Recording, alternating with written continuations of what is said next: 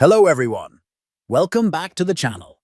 In today's video, I'll show you how to enable dark mode on WhatsApp on your Android device. If you're tired of the bright white background and want a more eye-friendly theme, stay tuned as we walk through the steps. First, open the WhatsApp app on your Android device. Once you're in WhatsApp, tap on the three vertical dots in the top right corner of the screen to open the menu. From here, select Settings. In the Settings menu, scroll down and tap on Chats.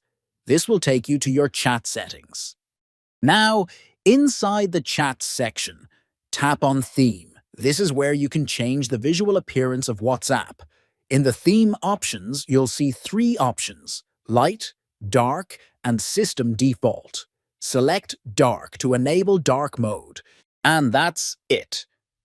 You've successfully enabled dark mode on WhatsApp.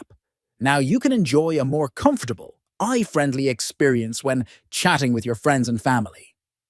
If you found this video helpful, make sure to like, share, and subscribe to the channel for more tips and tricks. Thanks for watching, and I'll see you in the next video.